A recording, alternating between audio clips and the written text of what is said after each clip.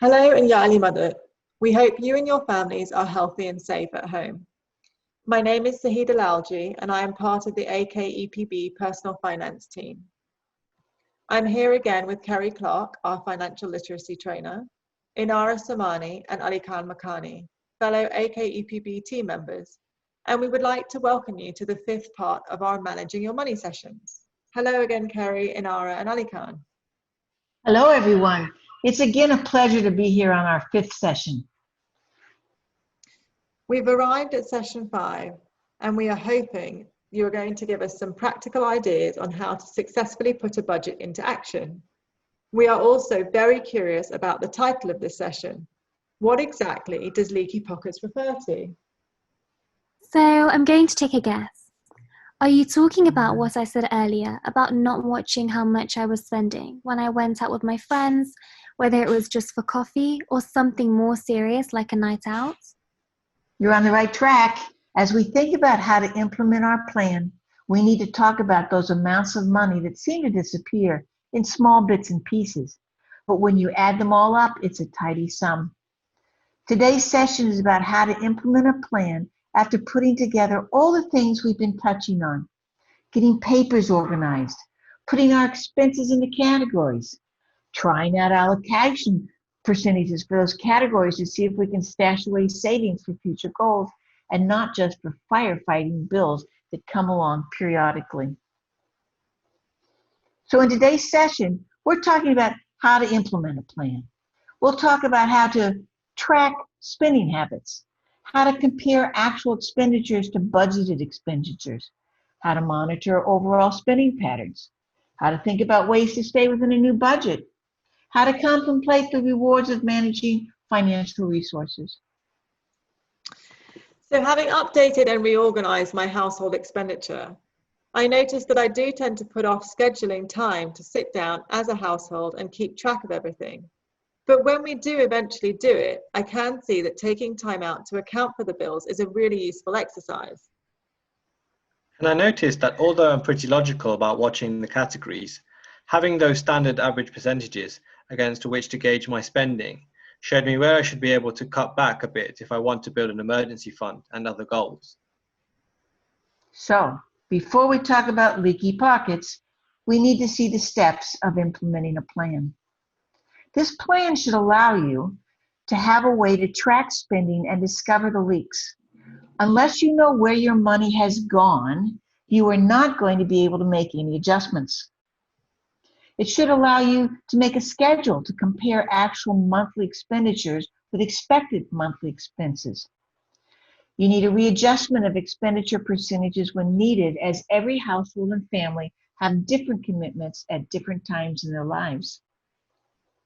Our plan should allow you to have a strategy to reduce, eliminate, or postpone expenditures until debt is under control. And you need a determination to stay within spending percentages. That sounds good, but Carrie, I'm still a bit lost about the leaky pockets exercise. Okay, Nara, let me explain. The leaky pocket exercise, the purpose of this exercise is to watch how we spend seemingly small amounts of change that can add up in the long run. The way you do the leaky pocket exercise is to carry around a small notebook to jot down every time you spend money, large or small amounts, and what that item is. At the end of the week, notice the categories of what you spend these small amounts on. Separate the categories, add them up. Multiply the number of weeks in a month. Do the math to see what percentage of income this is. Decide how much you would prefer to be spending in this category. It's seemingly easy to do, however, pulling out a little notebook all the time can get bothersome. The point gets made after a while, though, because the amount seems small. It's too easy to spend, and how much that adds up to goes unnoticed and unchecked. In this slide, you can see a day that I tracked my expenses. You've got transportation, snacks, personal, snacks, eating out, snacks, personal. Are you ready for the total? I spent 65 pounds that day. Now, if I follow the instructions for the week, I take away the money for buying drinks for people, and I end up with $41.50 per day for 4 days. So for 5 days, the total would be 65. That's the day I had drinks, plus 166. And the total is 231 pounds. If I multiply for a month, I get 924 pounds. And I can't imagine what it would be for 6 months. So what do I do with this information? I use the information to track actual spending. And I use the information to fill in the columns of my expense worksheet. I'm then able to compare the actual variable and discretionary items against what I had expected to spend. And then I adjust how much I want to spend on each category to stay within my total income and in line with my goals.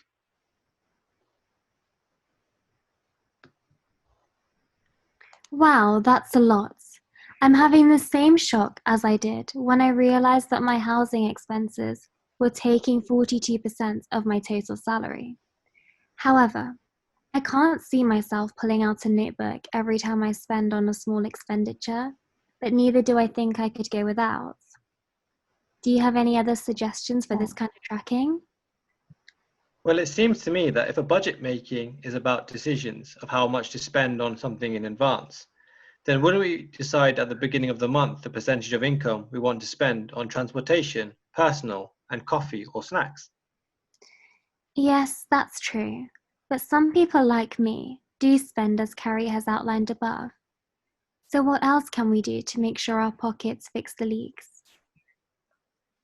I do have another suggestion, but I must warn you, it is very old-fashioned and it's been around for a very long time. It's called the envelope method. And before the time of personal computers and information with a click of a button, this was successfully used widely and it still works. If you can't stay within the amount budgeted for a certain category, like food, for example, you can use this envelope method. The envelope method is for those without the patience to track their daily expenses. The envelope method is you divide your adjusted income into categories and you place that income in cash in envelopes. When the envelope is empty, replenish it at next pay period, but not before. Don't spend more than is in the envelope unless one envelope has extra money. This technique can be followed with pocket money, grocery money, pizza money, whatever. Let's start with food money. You will have to figure out how much of your income you want to spend on the food you buy for the home cooking and how much you intend to eat out. Remember that this eating out is not entertainment eating. This is when you stop for a takeout because of no time to cook or some such reason. In order not to run over budget, the idea is to take that money in cash and put it in an envelope. Now, I know this sounds old-fashioned and that you run the risk of losing the envelope, but let's assume you won't lose it. When that envelope is empty, that's it for the month. I'm not saying you can't eat anymore, but this is when you dip into your freezer or your larder for your evening meal. This may sound that you change some habits, so you shop in different places, you buy less expensive brands, or you make sure that no food goes to waste. And we're all aware of how much food is thrown away in the UK. Now again, this is part of the conversation you have with yourself about what you need in life and what you want in life. And if some of your future goals are important, you have to forego some spending now and put those goals on the refrigerator or your front door so you can be reminded why you are implementing a budget. Okay, I understand the principle, but like with the little notebook for my leaky pockets, I cannot see myself with an envelope. What can I do? There must be some app that would track my spending. There are a few different apps you can use these days in Ara, like Mint, and I'm sure Good Budget is the app for the envelope method. You should check them out. Oh, great, thank you. I think I'm beginning to get the hang of this.